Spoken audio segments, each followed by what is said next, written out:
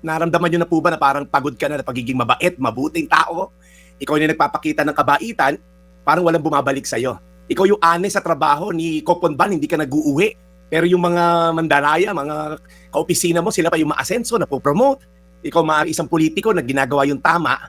Pero ikaw pa yung, alam mo yun, ikaw pa yung nababash. At yung mga corrupt, sila pa yung napopromote.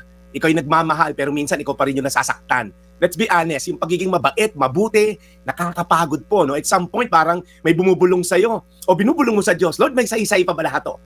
Worth pa bang maging matino, mabait? Yung lagi sinasabi ni Brad Ted na talagang umaayos. Okay? At that's exactly what Paul is saying sa Galatians 6:9. Nire-remind niya yung mga tao na huwag kayong bibigay. Sabi niya sa Galatia 6:9, huwag tayong magsasawa sa paggawa ng mabuti dahil sa tamang panahon matatanggap natin ang ating gantimpala kung hindi tayo susuko. Number one, doing good is sowing, not wasting. Sabi po ni Apostol Pablo, pag gumawa ka ng kabutihan, kala mo wasted kasi parang hindi naman bumalik, hindi ako na-promote, but it's actually planted. It's not wasted, it's planted. Every act of kindness, every faithful prayer mo, every honest work mo, every time pinractice mo integrity mo, God is keeping a record.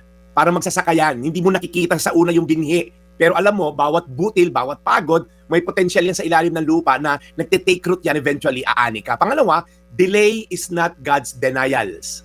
Ibig sabihin, sabi ni Paul, in due time, sa tamang panahon, aani ka. So, kung may delay man sa'yo, okay? Kung meron kang promotion na hinihintay na hindi matuloy-tuloy, hindi ibig sabihin dininay na ni God yan. Kung patuloy ka na nanalangin na sana Lord, yung mga corrupt na to, makulong na, hindi yan dinideny ni Lord. Maaaring dinidelay niya, pero yung justice niya will always prevail. Maybe not in this lifetime, pero yung impyerno na kumukulong asupre na habang buhay at eternal na condemnation sa impyerno, hindi makakatakas yung mga yan. Kaya medyo kampante lang din ako, makatakas man sila rito. Ang dami naman po throughout history, namatay nang hindi nakulong, hindi nakapagbayad. Pero tandaan nyo, ang justice ng Diyos, hindi pwedeng mabribe.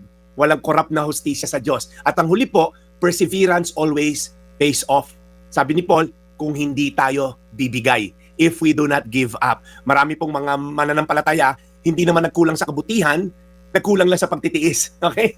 And the enemy can defeat you unless you decide to quit. So, si Jesus po mismo, hindi sumuko sa Garden of Gethsemane. Your will be done. Sabi niya, ang desisyon niya. Don't stop praying for your family. Don't stop forgiving. Don't stop serving. Don't stop doing good because in the proper time, we will reap the harvest. Amen. If we do not give up. Tayo manalangin, Lord, salamat sa Galatia sa 9 na ang kabutihan mo, Lord God, ang namamayani. Na huwag kami, Lord, magsasawa sa paggawa ng mabuti dahil sa tamang panahon, matatanggap namin ang gantimpala kung hindi kami susuko. Kaya Lord, huwag namin sukuan. Araw-araw namin kalampagin. Dito, Lord, sa programa namin, kakalampagin namin. Sa Think About It bukas, kakalampagin na naman namin, Lord. Ang gobyerno, ang mga mali, Lord God, ng mga pamalakad. Pero Lord, nananalig din kami, Lord, sa hustisya mo at timing mo. Because your delay is not your denial. In Jesus' name, amen. Today's Reflection with Pastor Jeff Eliscopides.